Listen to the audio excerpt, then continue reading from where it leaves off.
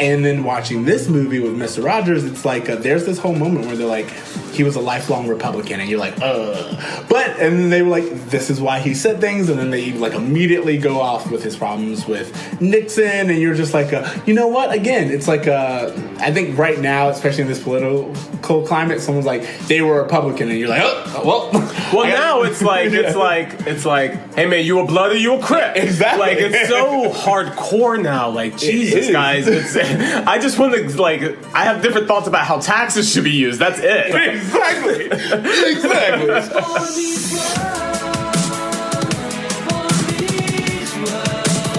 When this boy meets world.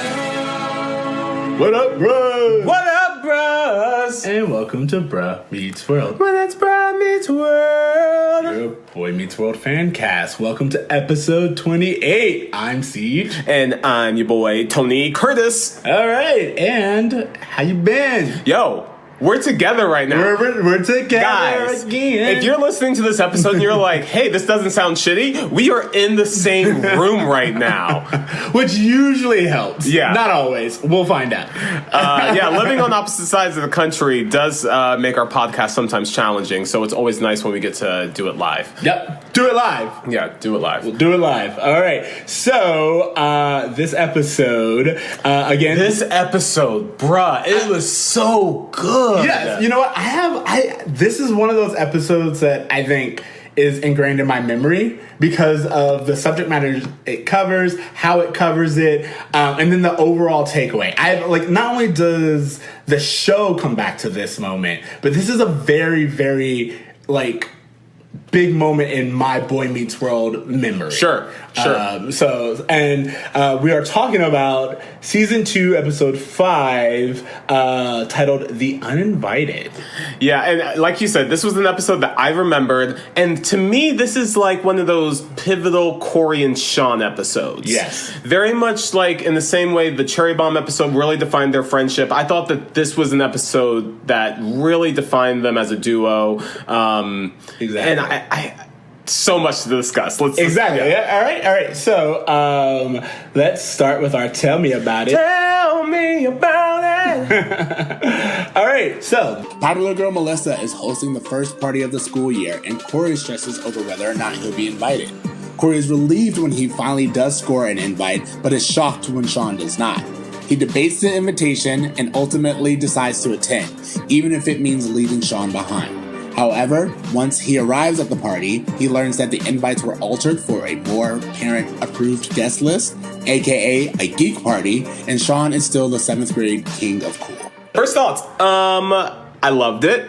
I thought it was such an interesting, dissection of what it means to be cool. Like, the whole episode is like, I want to be cool. This is what's cool. Am I cool or aren't you cool? Yeah. And just what it means. And I feel that it was so well written. Yeah. So that everything that's happening throughout the episode really helps Cory get to where he needs to be. And I felt it was one of those more believable Boy Meets World episodes. Yes. Where I'm not just like, Cory, are you serious, bruh? Like this just was like, oh yeah. And then also I was like, I took a lot away from this from a 2018 perspective as well, of just, I don't want to get too into it, but just Cory is getting notoriety. He's getting what he feels like is, people think I'm cool.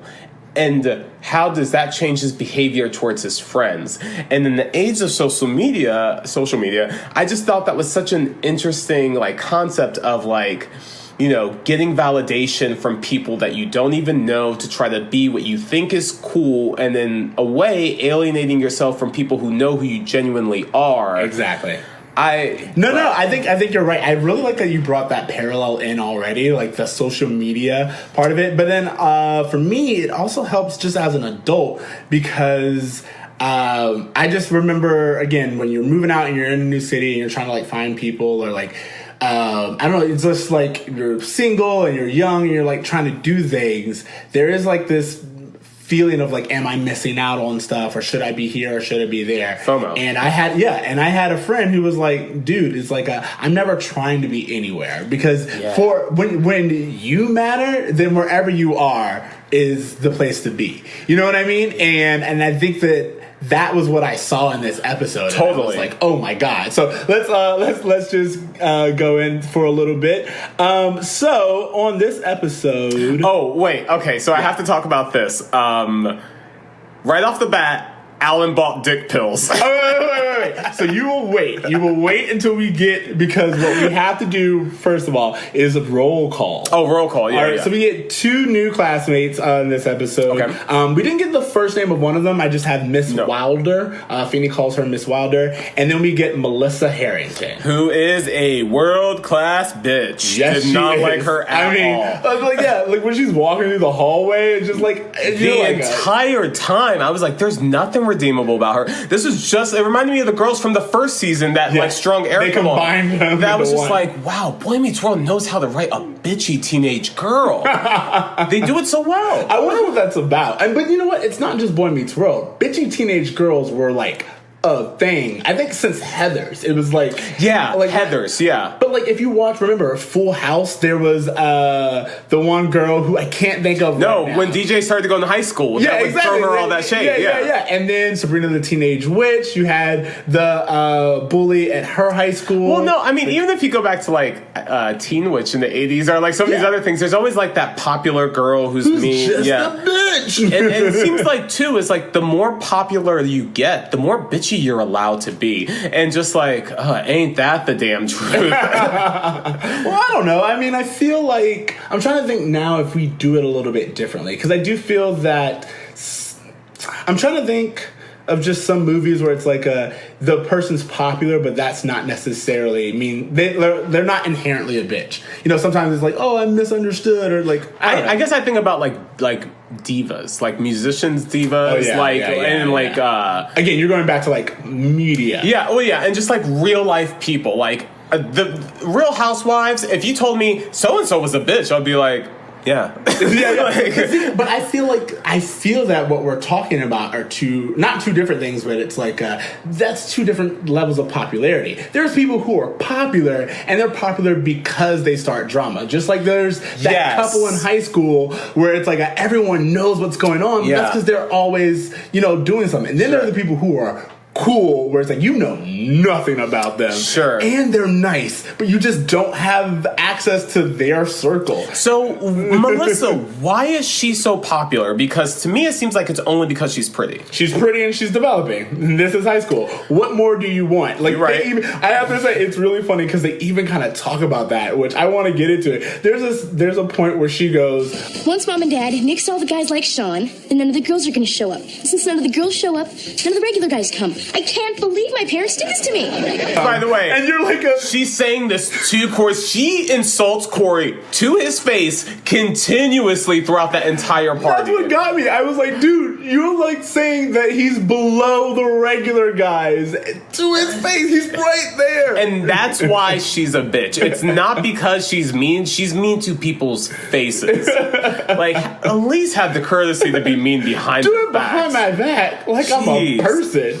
All right, but yeah, so that's Melissa, and now let's get into the episode. So you're right. The first note I have is Alan buys dick pills. Alan buys dick pills, and it's so funny because I noticed from this episode, and really the next episode too, that the content of the jokes is getting much more mature. There's so much sex in these jokes. Yeah. And I was like, wow, we're second season, 7th grade, and we're getting these sex jokes. 7th grade, and we are like there. Because again, Alan is just like, oh, they help me last longer. Our endurance pills, and you're just like what? Because he's like, I got them for you, and you're like, oh my god, this is Viagra. Yeah. Like it's like and I don't know that it was Viagra. I think it would be similar to like those little pills you see at the gas station. Yeah, exactly. Those male enhancement pills. But yeah, so I just thought it was really funny how he seems to be going through this midlife crisis. You know how I feel about Alan, and man, he is just the worst with it. He is he has so much insecurity, and I want to start watching other 90s shows and seeing if this is how Alan is written or if this like is a cultural thing. You know what I mean? Yeah. Because they just do it so much with Alan. Every scene with Alan is him being insecure in some way, shape, or form. And you're like, dude, just calm down. Like, the whole point that he's like, I'm getting old, I just turned 40. Yeah. 40 is nothing, by the way. Sure. And then he's like, I just turned 40, I need to go prove myself by playing basketball with my homies, which Gosh, the appropriation there. Gonna go play b-ball with my homies? No, like, Alan, you're not. You're back to... It was like the universe was like, nah, son. Nah. Because you said that, all of blackness took away the powers that be felt it. But, like, seriously, it was a moment where I was like, okay, first of all, b-ball with my homies we're just gonna... Yeah, I'm so glad you said that, because I did that and then I put eye-rolling emojis in my notes. That's not something I could communicate to you. That was just for me. And then, like, this whole needing to prove yourself and then having your back out, but then, like, too prideful to say you've hurt yourself. One thing I will say in regards to, like, watching other 90s shows, I haven't gone back to specifically look for it, but I remember the men being very insecure. I remember, like, think about how often, like, Tim Allen on Home Improvement would just, like, needed to fix something and be the one who fixed something. Uncle Jesse and his hair and how important his hair was to him. That's actually really true. It's something that they just... It was a way to make men vulnerable to an audience, I think, is to present them with the insecurity versus being like this macho man who fixes everything. I think for a family show, it was important to show softer sides of men, and that's how they did it. Okay, honestly, it's funny that you say that, because I remember seeing something that was talking about, or maybe it was you, I don't remember, but someone was talking about Home Improvement and how it's actually just a show about his insecurities and about him learning to be a different kind of man. Yeah. And not, like, he's very and macho, but, like, you have Al, you have Wilson, you have, like, him raising these boys who aren't all, like, this picture perfect ideal of masculinity. So I think that, I can't remember what it was, but someone was talking about that it's actually as much as it has machismo on the front, it's actually really about the different ways of being a man. Yeah, and now that, I didn't say that to you, but I really like that idea, because everything in, just a sidetrack on Home Improvement for a second, everything that he encounters on the show are the people saying, this is why you shouldn't be what you are. Mm-hmm. Like, with his wife, with his kids, with his friends, everything is just like, no, you're being ridiculous. Like, just be a person. And at the end of every episode, he's like, yeah, you're right. I should, And so it becomes a trope that I think is evident on a lot of 90s white male-based sitcoms. All right, so we'll give it to you. All right, Alan, you are allowed to to complain about your back if that's the way that we get a more sensitive... No. Let's real fast. The reason he throws his back out is because he was lightly tossing magazines, and he threw his back out. Are you kidding me, boy? So here's the thing. I'm not saying that that's outrageous, but I immediately was like, oh, dude works in a grocery store. The idea that Alan is not properly lifting with his knees is completely realistic. Yeah, I guess you're right. And I feel like it was just like he did something and his back was like, that was it, we're done, Yeah, I guess that's true. That was just my thought. Yeah. But at the same time, it's just like, but I have to admit, I'm kind of scared of that moment. I'm scared because you see it all the time in TV, and I'm kind of hoping it's like quicksand. The moment? The moment where it's like you get to an age where you did nothing. You did absolutely nothing. You tossed the paper, or you and then you put on your hat, and like your back is just like done. Hey, bro, I'm out. Exactly. There are just those moments where someone's like, "No, I'm cool," and then they do this, and they're like, "Oh my god, I can't move." And again, it's very big on TV. I've seen it a lot. Yeah, but I'm like hoping it's like quicksand, where it's like it's something that TV hypes. Yes, like quicksand. I've never seen it in real life. Exactly. So that's what I'm hoping for. Yeah. Wow. That's quicksand. Okay. What was that John Mulaney who was like, I thought quicksand was going to be a way bigger deal than what it was. Okay. So then from there we go to school where the boys are like passing notes. Yeah, and, like, Feeney is discussing the invention of the postal service. I literally didn't even pay attention to that. As literally every person in this class is exchanging notes, and as he's walking through the aisles, he picks up notes, and he starts reading them out loud. A lot of things about this. One, has this ever happened to you? Yes. Not to me personally, but I have had to. Oh, dude, I have a great story for that. I have had teachers who would like confiscate notes and then read them aloud. Again, I don't think any of them were ever my notes. I actually have a box of notes from high school. I kept them for some reason, and I still have them. But that. I will say, once in college, I had a notebook where me and this other classmate was shit talking the professor. Like, just like, blah, blah, blah, blah, blah, blah. I left the notebook in the classroom. The next class, he read aloud everything. He didn't say whose it was, but since, I owned it, he read it aloud the entire conversation back and the back and forth. And that was a very humbling moment. How did that make you feel? It was a very humbling moment. You're like, oh shit, this is what they mean by paper trail. Yeah. But very much like you, I had a notebook. I didn't actually pass notes because to me that seemed overtly obvious, as it should be to every person in this class. Yeah. I've had notes read. I can't remember a specific moment, but I for sure have had notes read. And I always thought, I was like, I don't really think this is a cool thing for a teacher to do. Because I just feel like that kids are just in such a vulnerable place in this age that, like, if someone felt the need to pass a note, I'm going to assume it was a private note. And I understand you want to teach a lesson. I don't know that this is the best way to do that. Do you think they still pass notes? Like, do no? I would say they we have text. phones. Yeah, exactly. No. Like, I don't understand why you would, but I was just like, I look down at my watch and I have a message there. That's a very good point. I don't know. I didn't think anyone still wrote notes, but like that kind of makes me sad. I like note writing. Yeah, and it was just kind of again. cool. I have a box full of notes. Yeah, it's one of those things you can keep and like little doodles and like exactly. Oh man. So anyway, all that happens, but like the main point of this whole scene is that Feeney reads out loud that Cory wants to know if the party that Melissa's throwing will be a make-up party, is what Feeney says. But of course, we know that he means make-out party. And Cory gets teased, and there's like this whole moment of Melissa being a bitch. And so I was just gonna say that Cory asking if it was a make-out party to me seemed like Cory?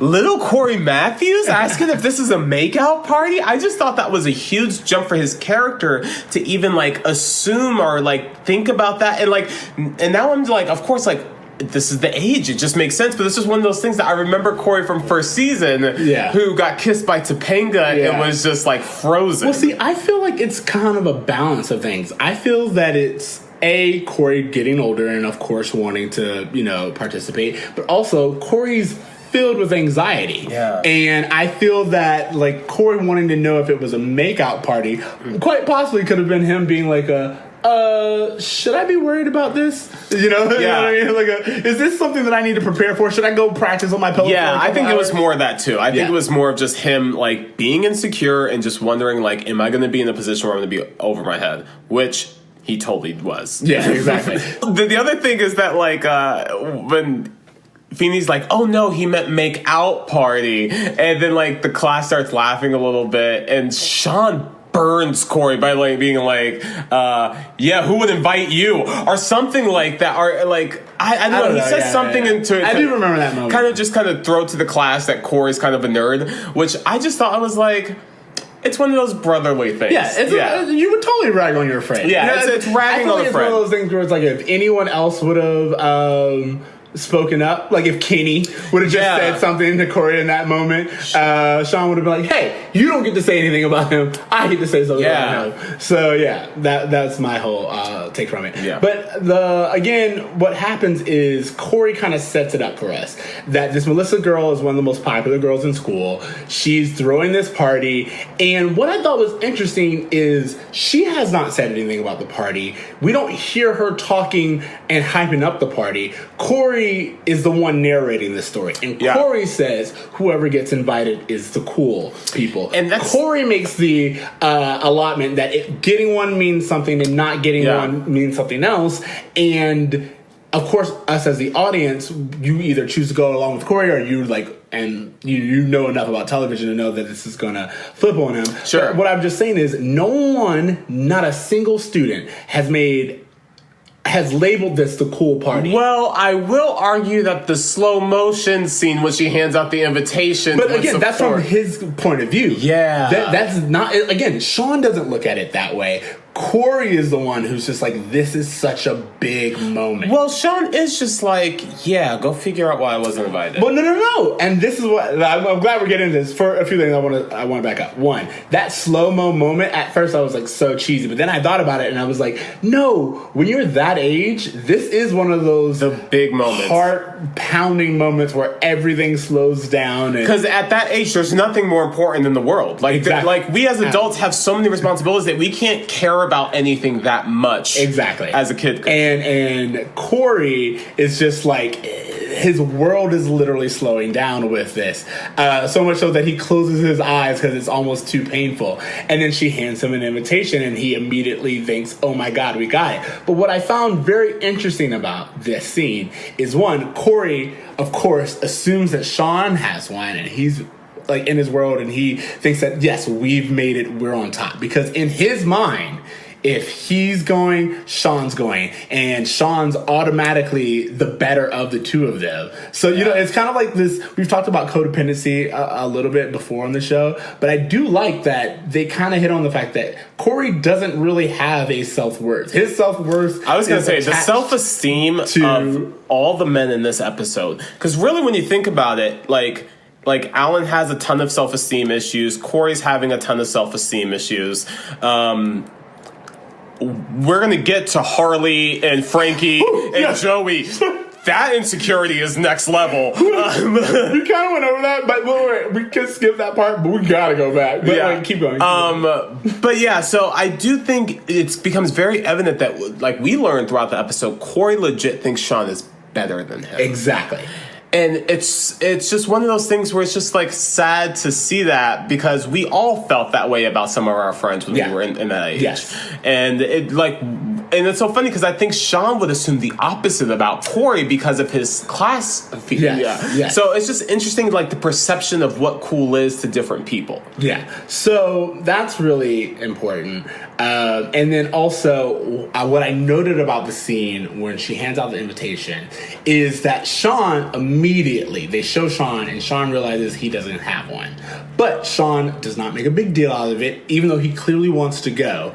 And he does not want to he doesn't even bring up that he didn't get one. Yeah. Because Cory's like, let us go look at our invitations and bask in the sunlight. That's the only time he brings it up. Cory has this little funny moment where he's like, class?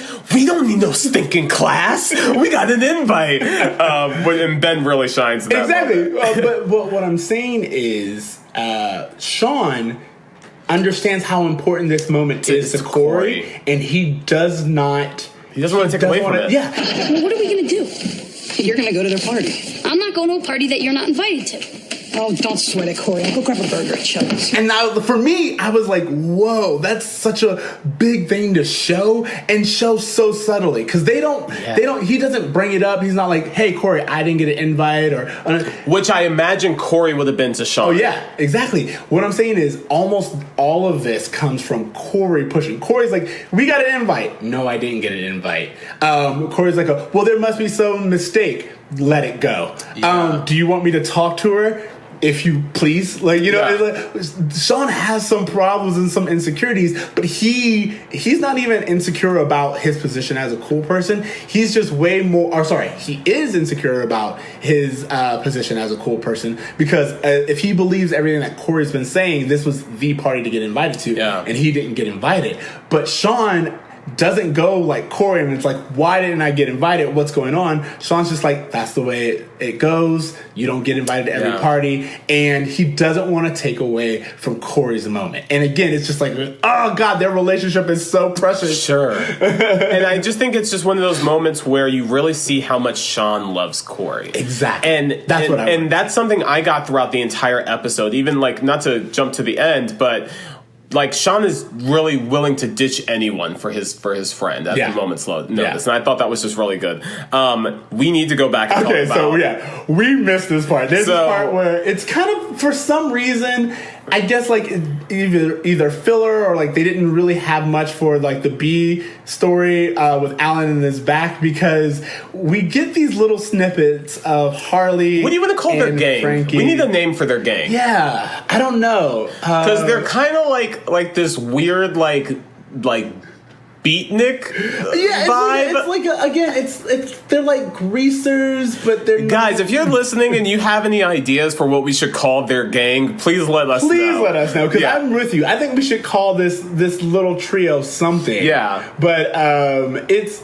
Anyway, we get 2 snippets with them, but it's comedy gold. It's comedy gold, but it just shows like everyone is rife with insecurity. From the moment that Cory walks out of class, Harley comes up to him and he's like, "Hey, baboon, I'm still pissed at you for sitting in my seat at lunch last Tuesday." And it's like, bro, you don't have anything better to care about at all, even a little bit. It'll be his seat until he decides to graduate senior year. All right, so yeah. Wait. But then we get to Frankie. Everybody knows it's always been Holly's chair. It's always going to be Holly's chair every year that he's a senior. Ain't that right, Frankie? What are you saying? I like my sister? This is the second time that we've had an encounter between Joey and Frankie where for no reason, Frankie just spouts out the most wild, insecure issues.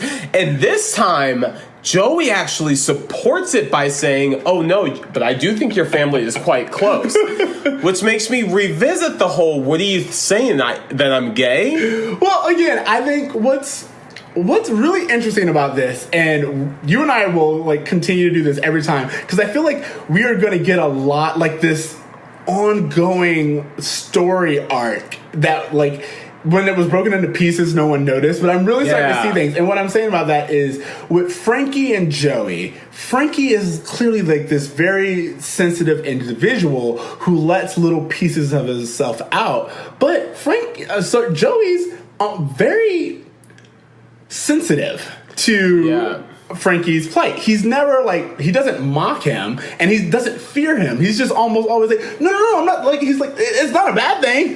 Can I be 100 with you? Yeah. I think Joey's an amazing friend. Oh yeah, absolutely. He cares so much about Frankie and Harley. Like, I don't even think he's a bad person. I think he's just trying to be good to his friends. Yeah. So I don't even like think of him as a thug. Like, Harley is more the thug, but Frankie and Joey, they just don't have better role models.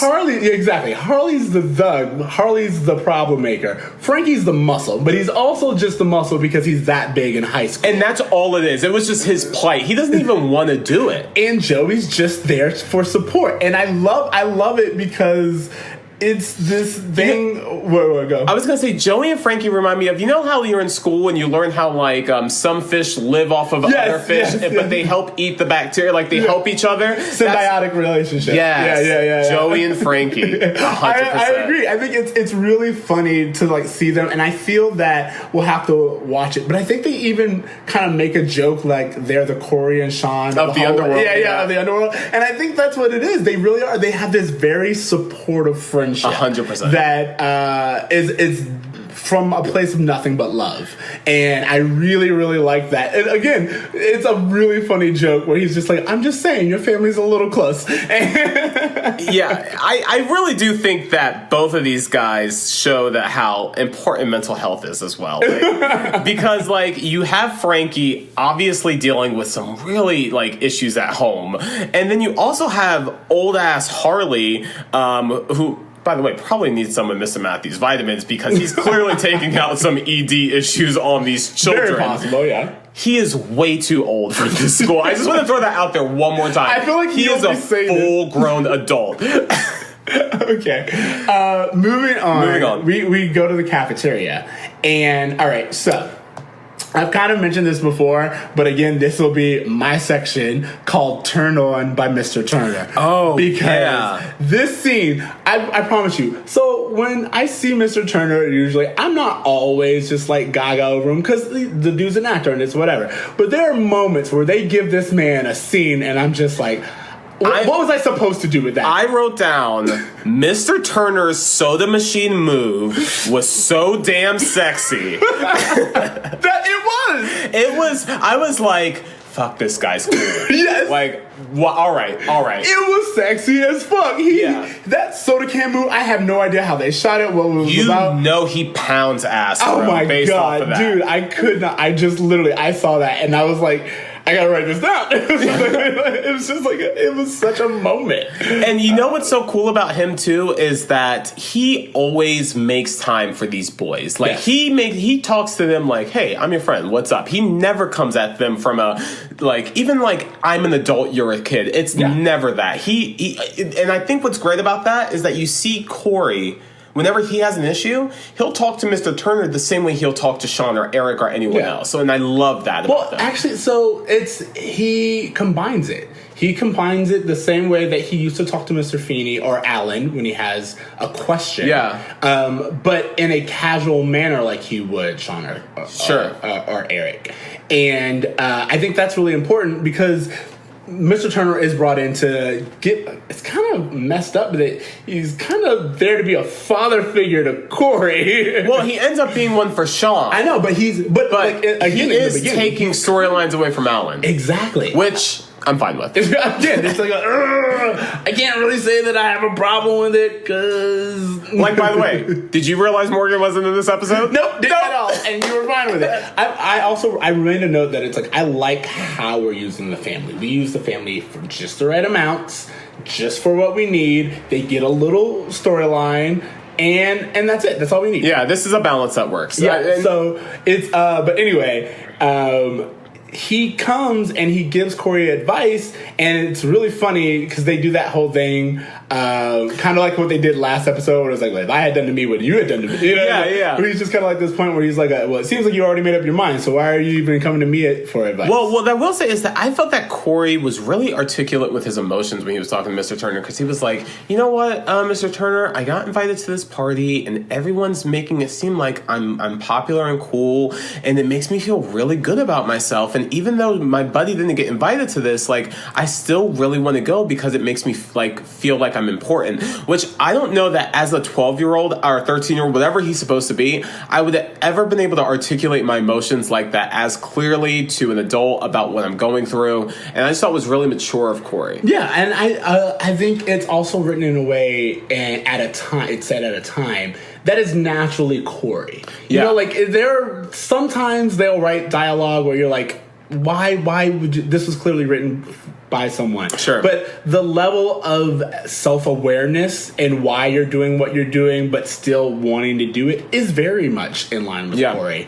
And it goes back to that whole thing where it's like Cory has a dilemma where everyone knows the decision Cory's going to make but Cory. Yeah. But you still need to see him walk through it. Question for you. Yes. What's the rule?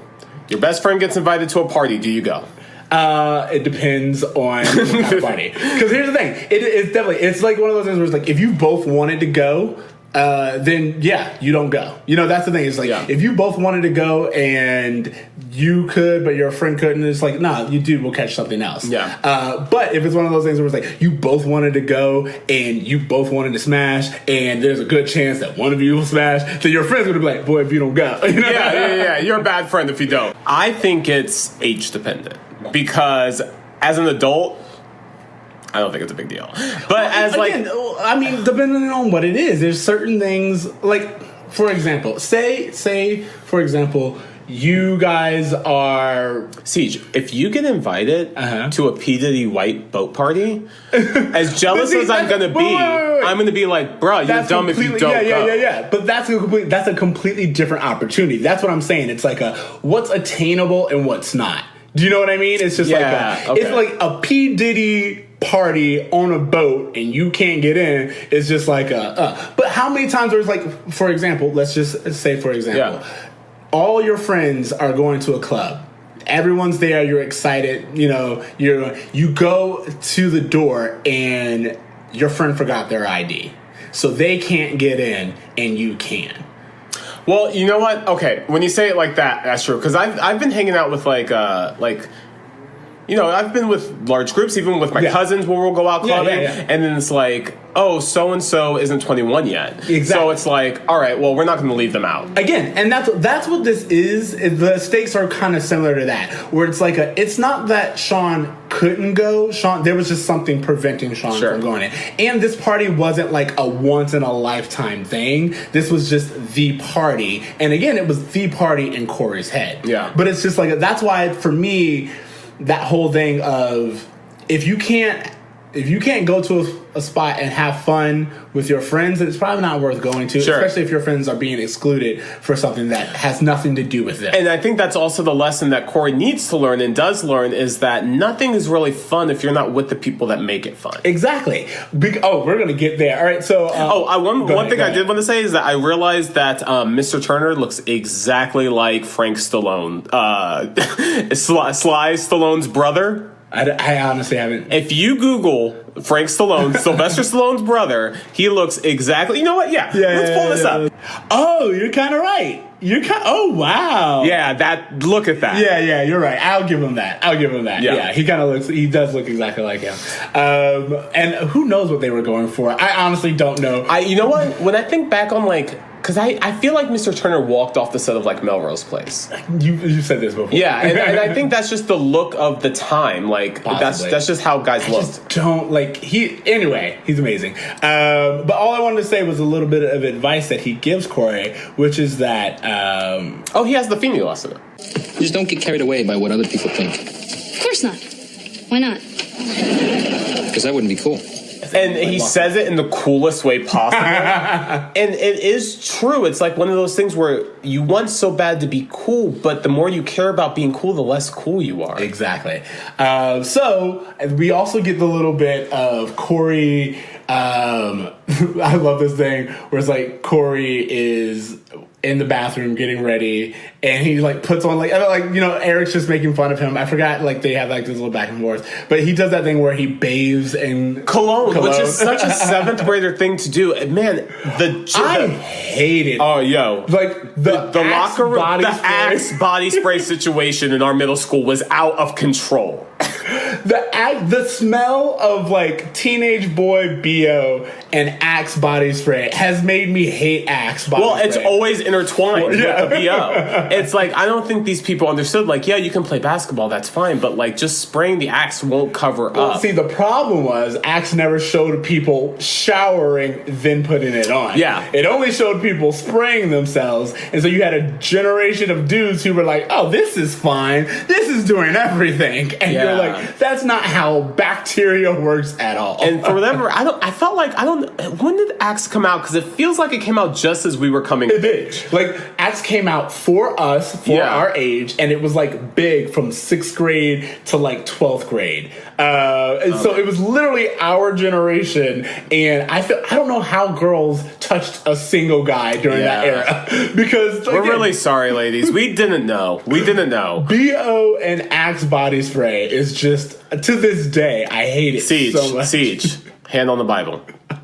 What was your Axe situation? Did I have it? Yeah. Of course I had it. Absolutely. Cool breeze, like cool burst or something like that. Did I have? Of course. But did I move on at like and age appropriately? Yeah. Well, like they probably before. I'm trying to think. So honestly, I think it was. I'm pretty sure it was junior year when I played football, and again, just the smell of the locker rooms and that combination made me be like, never again. And there was also that thing when you were that age where you didn't know the difference between good cologne and bad cologne, where I literally would just go to the CVS and grab like a 2-liter Brute. Really, Brute? You should be ashamed of yourself. I didn't know. I think I went into a bathroom and I saw a guy had it, and I was like, oh, that's what cologne is. Like, I just didn't know. Honestly, at 16, I take it back. It had to be at 16 because I worked at a bathroom valet, and they had all the cologne, so I got the little bottle of Curve. I'll be smelling good in that Curve. But yeah, I remember that being such a cool thing. Like, whenever I went to like my older cousins' rooms, and they had like, oh man, you got that Michael Jordan cologne? Damn. Michael Jordan cologne? Oh yeah, bro. Because that's what you want to smell like.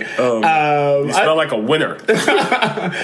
So we're back to Alan's dick issues. Yeah. Well, no, so now he's on the couch and he's not moving. But this is where we learn he's only 40. Feeney comes in and he's just like, bro, you want to go work out? Like, do you want to do something? It's all a setup from Amy, but what I do mind is Feeney, this is when Feeney's like, look, I get $50 if you sign up. I'm on a teacher's salary. Yeah. And you're like, again, they are hitting you with the, Feeney doesn't make that much money. No, yeah. And I kind of like that they hit that every once in a while because teachers are invested and appreciate it. And you know what?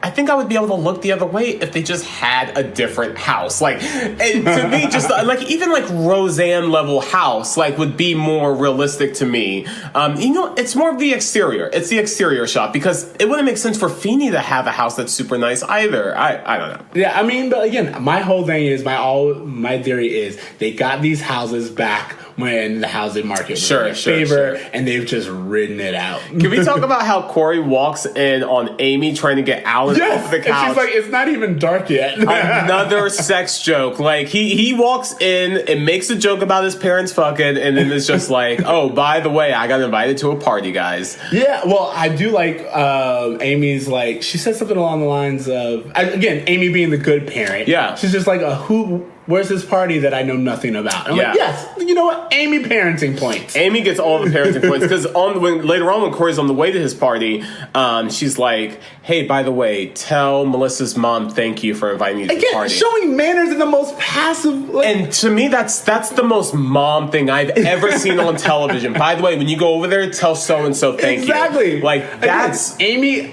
parenting points are, like, through the roof. I love it. Yeah. And I do like how, like, they even, like, say that Alan's gonna get up off the couch to go pick up Cory. Again, it's a stupid B story, but it is a B story, and it does give us Alan and dick pills. So, well, it's funny because the other thing is that Amy jokes about, she's like, Cory's like, it's a boy-girl party, and she's like, well, excuse me, Wilt Chamberlain, and I was wow, they are really packing in the sex jokes.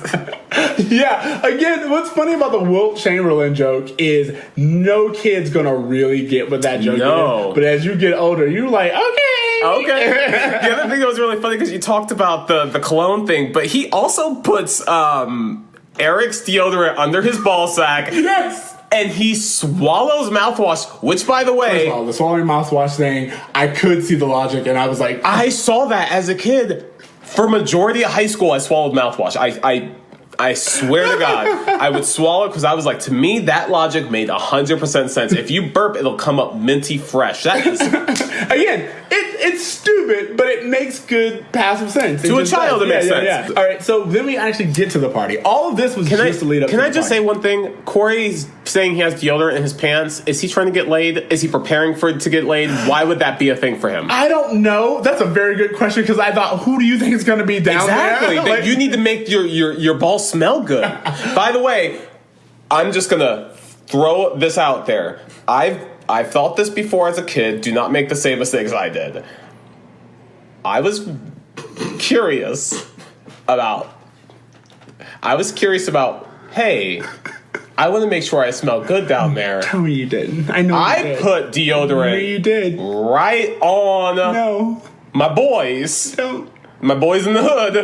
And can I tell you, that shit burned so bad that I went to the bathroom. I was like trying to get it out. I was screaming and no one was home and I just had to deal with this. And guys, please. The story of Latchkey Kids, like, they gotta be some amazing moments because you go through so many things by yourself. Yeah. And you're just like, I had to deal with this really important moment and there was no one told me.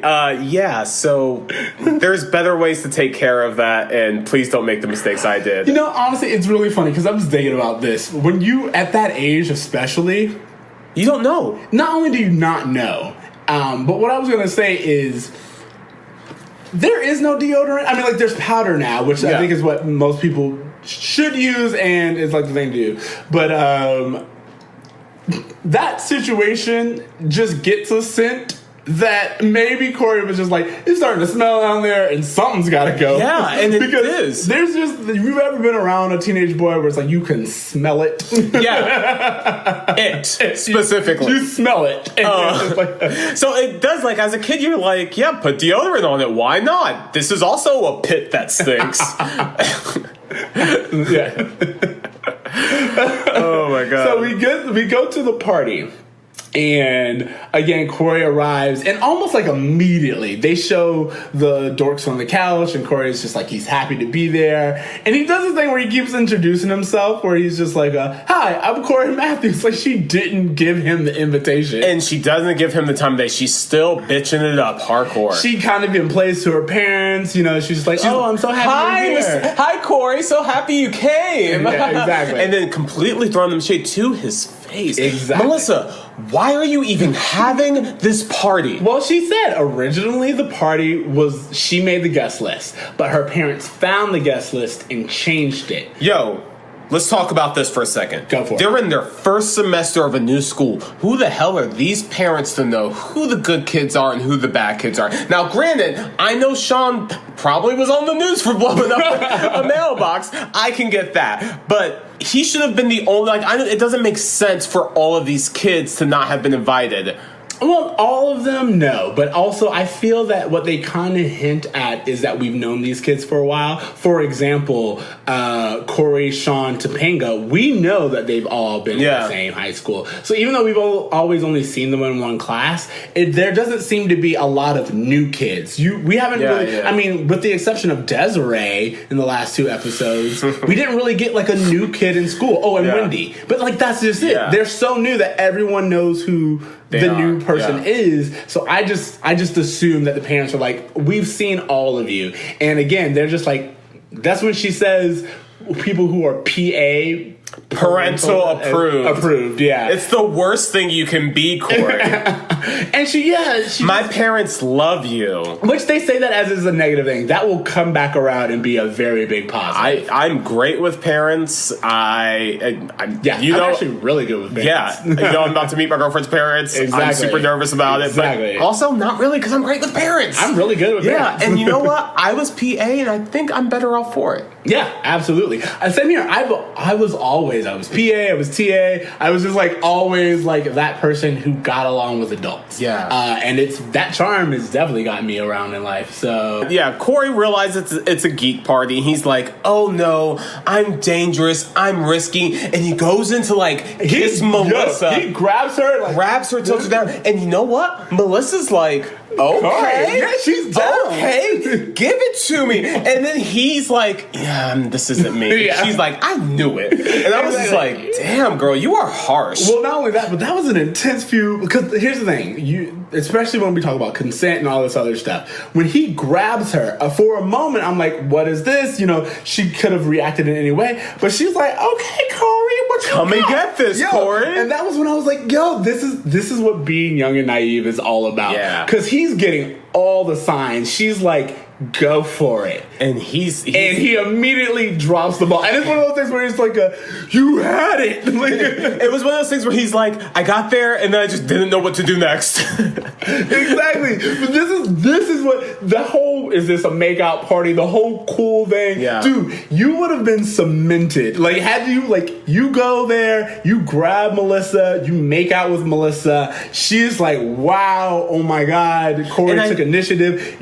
Immediately skyrocketed in popularity. Yeah. And what does Cory do? Cory's like, I've been over my head. And I think this just goes to show that, you need to understand what's in your comfort level. And I think that's one of those things that as a kid, we all have to kind of learn that, not everything is for us. Yes. And that's such a hard thing to learn. We all have different timelines. That's another thing that, comparing yourself. I know girls did that a lot with, who got boobs first and things. Just comparing yourself. I think we still do that. Social media, we still compare ourselves nonstop. Very, very good point. So we get this moment where Cory has a chance, and then he realizes that, it's a geek party and he feels bad.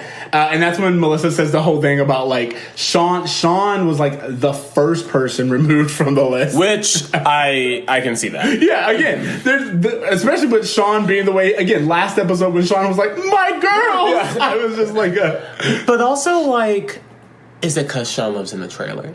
See, I think, I didn't mention it, but I think that that's why Shawn thinks he didn't get it. I think so too. And I to him, like, the reason why he thinks, like, because later on he's like, what, Cory, you think you're too cool to talk to me? Yeah. Like, you see this sensitivity throughout the series of Shawn feeling so insecure about a few his episodes poverty. we got the mention of the trailer park again. Yeah, and it just continues to play a part as we go deeper into Shawn's character. Like, there was that mention, I forget which episode it was in, where Cory's like, isn't your uncle sleeping on your couch? He won the lotto and stopped talking to us for $6. Exactly. So yeah, it's just one of those things where this is something that Shawn is insecure about, even though we're not seeing it outright. We're seeing the subtle hints of it. Yeah, no, and that's what I'm saying. My first thought was that Shawn thinks that it's him. Shawn actually does think, oh, I'm not good enough. Cory, again, has his perfect life, has the house, has all this other stuff. Has the family. And I'm going to be left behind because I don't have it. I don't have those things. And typically what we would have seen from Shawn is this whole thing of him being insecure about losing Cory, losing his family. But instead we, again, just continue to see him be so supportive of Cory, even though he's continuously being a jackass to Shawn. Exactly. And I think it's one of those things to where Cory, we forgive Cory because Cory's oblivious. You know what I mean? He's learning. He doesn't know what he doesn't know. He really doesn't. He doesn't see it. And the thing about Cory is once he does see it, he completely behaves differently. You know what I'm saying? He tries to do better. Sure. But it's, again, that's when he knows. If Cory doesn't see it, Cory like almost will rub it in someone's face constantly. He's like, can you believe how much good luck I've gotten? And that person's just sitting there. But there's always an aha moment for Cory with these. And I think the aha moment comes when, Cory and Shawn are talking at Chubby's, which, by the way... All right, so we're leaving one area. We're moving, because at the party, before we leave the party, all I wanted to say is we're at the party, and the other girl whose name I mentioned earlier, Ms.Wilder or something like that. Yeah, Ms.Wilder. Wilder comes in and she's just like, hey, there's a cool party happening at Chubby's. You should get out of this one to Melissa. Melissa straight up bounces. She's just like, she leaves her own party. Once the chips are done, y'all get out. This girl leaves her own damn party. That is a whole other level. She doesn't even ask them to leave. You don't care enough to actually ask them to leave your house. And also, like, I had a few parties at the house when I was growing up, like birthday parties, things like that. Your parents are so like, hey, you're cleaning up afterwards, right? Like, well, no, I think the whole point is she just doesn't care about them. She doesn't care so much that, she doesn't. She's not like, hey guys, party's over. She's just like, you know what? She doesn't care to tell anyone. She's not telling her parents that they're strangers unattended downstairs. But what is cool is that, like, she jets, and then Cory goes over and tells the other so-called geeks, like, hey, this is a geek party. This is a geek party. And they left. I love this part because this is when this is the alternative friends moment. Yes. I don't think any girls are coming. Oh, well, we don't mind. We're all friends. Yeah, we like hanging out together. We're very comfortable with what we are. Parties come and parties go. But you always have your friends. That is why Ubaldo is so cool. They really don't care. They're like, this is a geek party. They're like, you win some, you lose some. And they really, like, they don't... Sure. They don't even think twice about it because they're with the people that matter to them. And this is the same message we're getting throughout the episode, that the cool thing to do is be cool to your friends. Exactly. And even, I think... Alan says that before you leave. He's like, the cool thing is to remember who your true friends are. Exactly. And that just continues to... And message. Finally, Cory eventually gets it. Well, no, Cory doesn't, because what happens is Cory gets to Chubby's, and when Cory Can we pause? Yeah. This is our first time at Chubby's.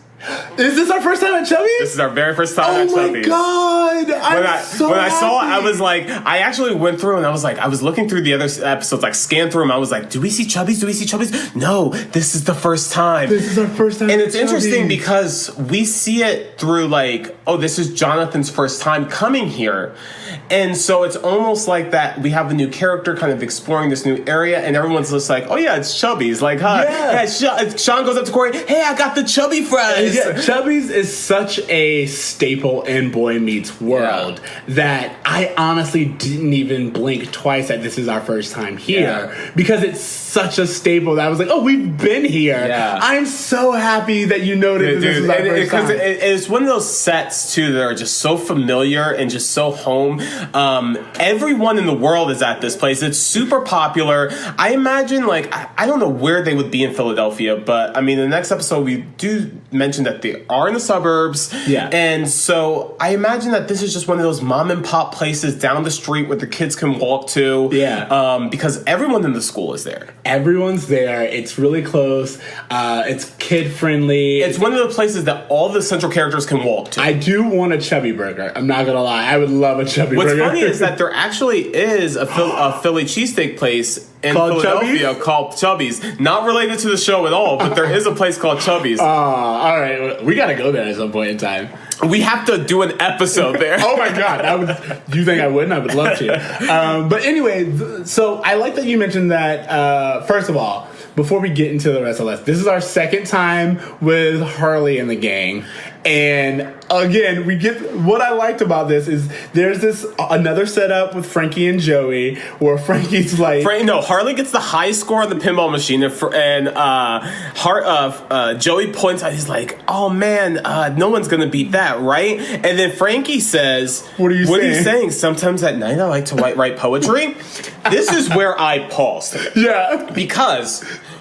Bro, we learned that Frankie does like to write poetry. So from everything else, does this mean that he has incestuous thoughts about his sister? Is he gay? All of these things are now possibilities because this one thing is 100% true. And what we should look at is how many of the other things actually come to pass, and that way we can do like a ratio. Well, I will say I don't think Frankie ends up having a sister. He has a sister the way Shawn had a sister because we never. No. What I'm just saying is like not necessarily that, but to put weight on the sister and the gay thing, we have to look at what else Frankie says in the future and how likely those are. Well, because that moment where he's like, but wait, all I want to say is this goes back to Joey being so supportive. Yeah. Because Joey goes right into it. He's like, no, I'm not saying that, but like, I'm interested. Are they soliloquies? Are they sonnets? Let's talk about it. I think I'm really proud of you, bro. And I just like, again, I love it so much. That was a great moment for me. Guys, please let us know. Do you think he has a crush on his sister? Is he gay? Guys, you don't have to answer, Sway. So, moving on. We go to, as we said, Cory goes to Chubby's because that's where this party is. And when he gets there, Mr. Turner's there. He's there for the very first time. Yeah. Again, he kind of mentions that he came in to just kind of check it out, but like like a whole crowd came in all of a sudden. Yeah. It's a mob scene. And then he does two things. One, he's like, "Oh, you remember that party? I made the wrong decision." So I like that. Cory owns up to it. He's like, I made the wrong decision. And then immediately after, Mr. Turner's like, yeah, I knew you would. I knew it. You don't listen to me in class. I knew you wouldn't listen to me in life. I loved that line. That was a great line. Like, Mr. Turner was like, I'm going to let him make this mistake. Yeah, well, what he did was he was about to leave once he saw. He's like, Shawn's here. And he's like, Shawn's in the center of the group. Cory didn't feel like he was good enough to go up to his best friend. Because Cory's extremely insecure. And to Cory, because he made a big deal about the party and he said that it was a cool party. All of that was Cory. Yeah. So when you take that, Cory gets to where the actual cool party is and he removes himself because, again, Cory's doing all of this manipulation. No one has told Cory, you're not cool or you're not good enough. But what I do love is that's when he goes, I'm a geek. Yeah. And like the whole place gets quiet. He's like, oh, like you didn't know. By the way, the cool party is just all the attractive kids sitting around the booth talking. Which is the cool party. I mean, it has everything you need. Atmosphere, music, food, hot people. To this day, get any of those four things and you're at a cool party. 100%. What I love is that Shawn sees Cory and he's just like, bro, I'm so happy to see you. Come over here, dude. I got cheese fries, man. Let's chill. And I love that he doesn't even think about like the party or just make that any weird thing. He's just happy to see his friend. He's happy to see Cory. Yeah. And like, mind you, Cory ditched him earlier tonight. He's happy to see Cory, even though Cory ditched him earlier. Yeah. And so Cory's like, well, I don't want to interrupt with you and your friends. He's like, well, what friends? Because again, Shawn's just like, Shawn probably came, got fries, people surrounded him, and Shawn was just like, yeah, people just started talking. Cool. He didn't even realize how many people were around. He did, yeah. and he's like, oh, they'll make room. Again, Shawn is making room for Cory. And Cory did not do the same at first for Shawn. No. Because if we're being honest, he was competing with Shawn. Yeah. And he thought he had a one-up. But now that he saw that he was actually a step behind, he can't even accept that. Yeah. To Cory, it's all or nothing. And what I do love is that, to me, we really see that Shawn sees Cory not really as a friend, but a family. Yeah. And that's that distinction of just like, I don't care about these other people at all, bro. We're like, this isn't even a friendship thing. This is so much more than that like, you can go to that party and I don't care. Exactly. It's the iconic moment. It's such an iconic moment. It's iconic, and it's just a great synopsis of their relationship. Because he's like, so you think I'm cool? You think I'm cool? Of course not. Then what am I? You're Cory. I'm Shawn.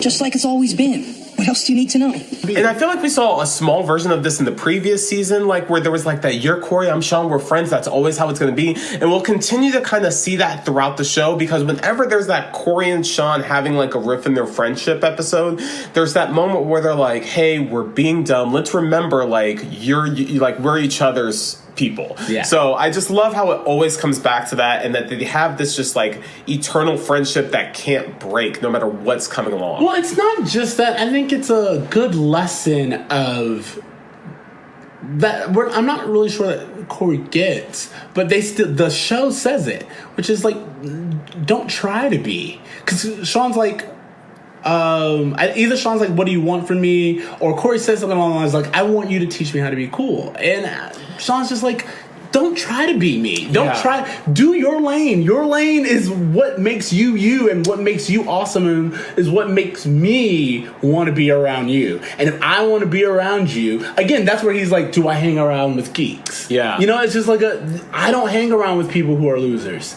And I'm with you, so you're not a loser.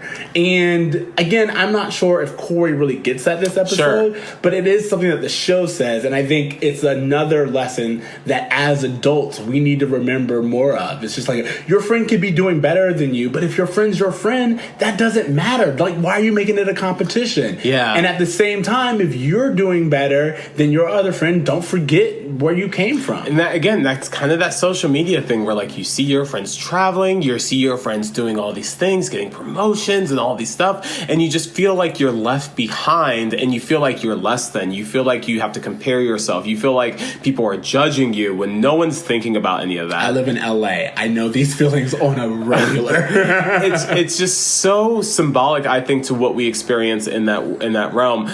Question for you. Yes.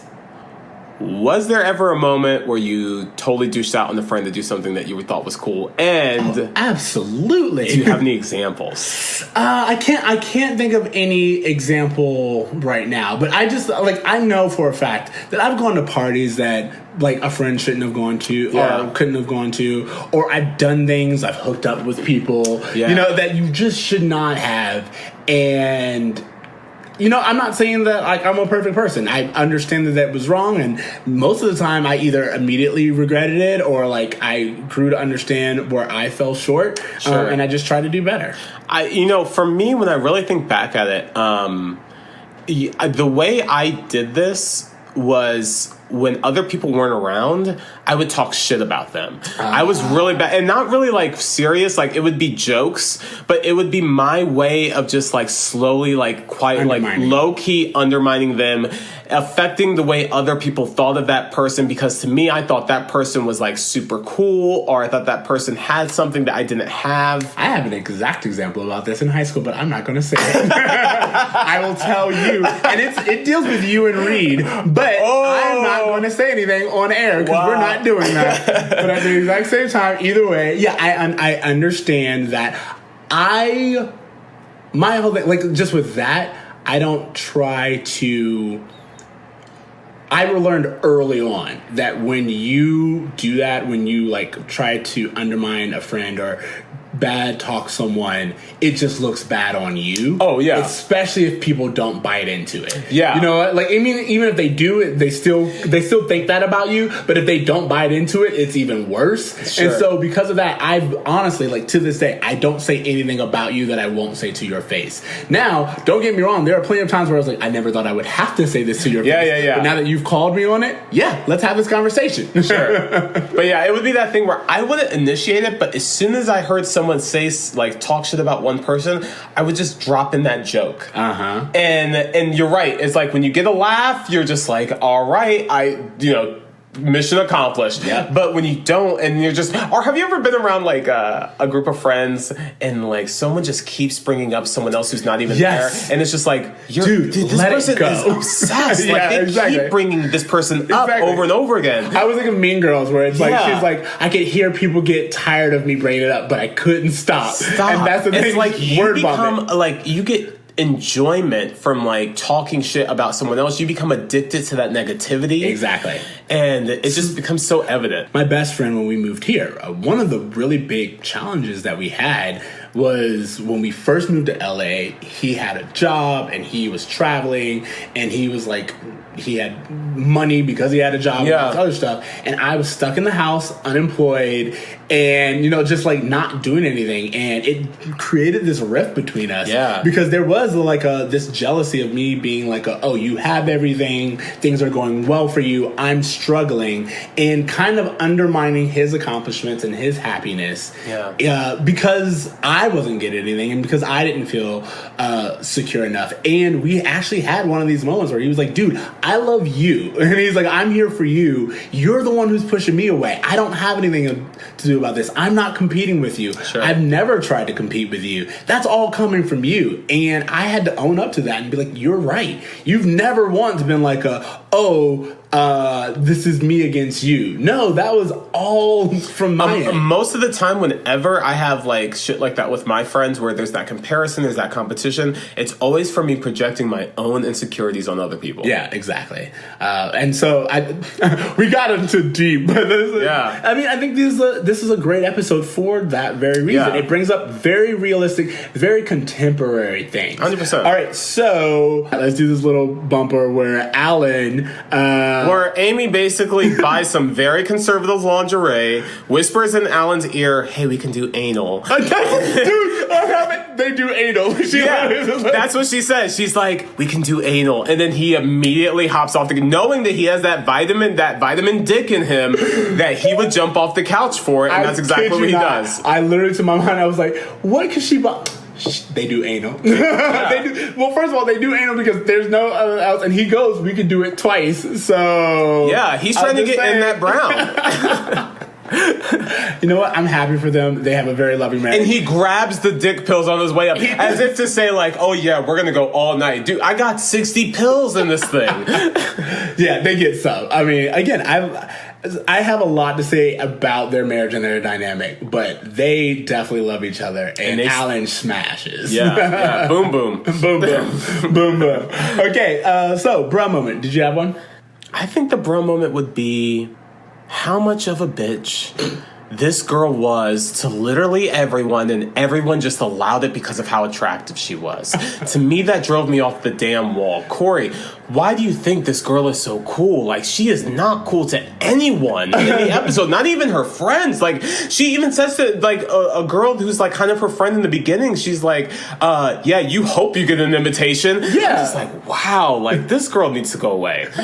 Well, I mean, we don't see much of her after. No. Honestly, my bra moment, the moment that like holds up, and it kind of tied into the Feeney lesson for me, which is this whole idea, as you said, with the social media thing of know who your friends are, even when you make it big. That was one of those things where I was like, not only is this the lesson of the episode, but it does a really good job at being just timeless. It's a one where it's like you look at it now, and with followers and projects and all this other stuff, getting older, fame, family, social all this influence. It's just like it means something, but the only way that you're really cool is when you don't forget the people. Yeah, and that's what I have written as like my Feeney lesson was what Turner said to Cory about, it's don't get carried away with what other people think because that wouldn't be cool. Exactly. Okay, so grades. What are you giving this one? Yo, son, I'm giving this episode an A. Oh, you're going to give it an A? I'm giving this episode an A. I think that this was solid writing. I thought the episode moved along. I was never like, you know what? What? B+. See, I was going to give it a B+, and you made me feel bad, but... No. Because of Alan. Alan's the reason why this episode got to be Alan, here's the thing. Alan and also the Harley gang stuff, it doesn't really have like a place. It's great. I think it's good, but it's just unnecessary. Yeah, and it's one of those things where it's like if this was a Netflix show, that stuff could have been cut. And we could have just gotten like a 20-minute episode, instead of like that filler part. But I do like this. But what I will say, the thing that really connects those B and C stories to Cory is the insecurity, in male insecurity. I agree. Prolific and causing damage left and right to everyone in these people's lives. When will men step up, Siege? We're still trying to figure that out. All right. So, are you giving it a B+ or B+? No, yeah, I done read it. B+. 2 B+s. All right. So that is the episode. Heyo. God, this was a good one. I really liked it. I loved this episode. I really liked it. I really liked this episode. I like where we go with this. All right. So homework. Do you have any homework? Yeah, sure. I have an album that I found that I'm really enjoying. And it is currently by an artist by the name of Priscilla Renee, and it's called Colored. And it's so interesting because she's a black woman artist, but she does like kind of country, and she's from Florida, which I really liked. And like I hear the Florida influence of like these kind of like, because we grew up in Florida and we had a lot of country influence, and you hear that in her music a lot.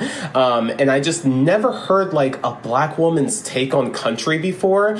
And I just thought it was so interesting. Not the whole album is that, like there's so many varieties of genres that she plays around with, but specifically like this was something I thought that was super interesting. So it's one of those things where even as black people, we often feel like black is one thing. And I love it when black people come and be like, no, black can be anything. Yeah. I mean, like my brother, he's Puerto Rican, not black, but he literally messaged me the other day from the Brett Eldridge concert. Yeah. And like me and him were like singing along and like, oh my God, I love this song. And it's a thing where it's like a lot of people don't expect me to know as much country as I do and to like as much country. Yeah. I remember Reba McEntire before I remember Cher. Like, I'm just saying, like, if I'm being very honest, I knew more about Reba, and I think I've said this before, one of my first karaoke songs was Achy Breaky Heart. Achy Breaky Heart was a sensation, bro. 94 nonstop.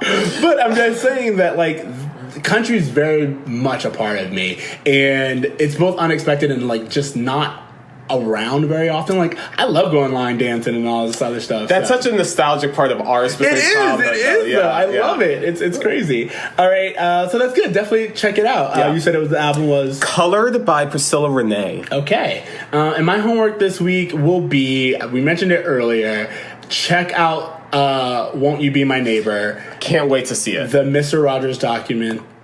I don't know why I documentary. Yeah. But anyway, check it out. It is all the feels. And again, it really ties back into this episode's theme of being yourself. And all that means emotionally, physically, just appreciating who you are at this moment. Yeah. And definitely check it out. You will not be disappointed, and you will cry. I'm preparing for it. You will cry. Okay, so that is our episode. Thank you guys so much for listening to Brown Meets World. Remember, you can find us on Spotify, iTunes, Stitcher, and YouTube. Make sure to leave us ratings. I've read a few of the ratings that make me happy. We've gotten a few. Keep doing that. We can always use more. Yep. And, next week I will read from the mailbag because we've gotten some. Yay, yeah. Some, also, guys, please remember to send us your suggestions for the gang, Harley's gang. We really need some gang names. Yeah. We need gang names. Yeah. And remember to follow us on all the things at Bruh Meets World, and emails at bruhmeetsworld@gmail.com. You can find me on Twitter at Extra Siege. That's XTRACEEJ. Where are you at? You can find me on Instagram at @abraverme. You can also just hit me up. How? just call me. It's fine. Just call me. Find my number. Stalk me.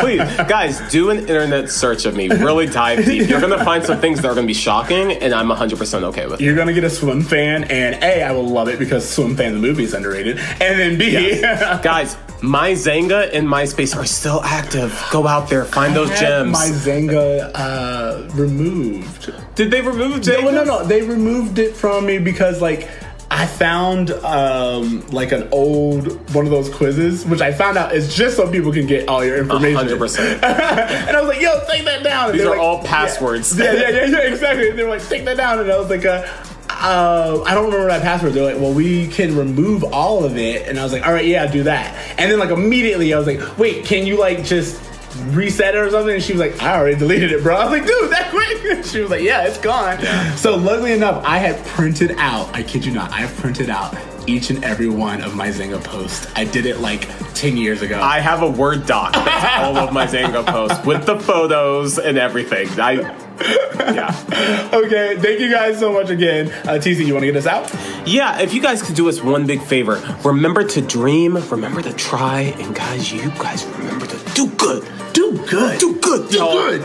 That's what Mr. Rogers would want. Yes! He did so much good. Later, bro. Later, bruh.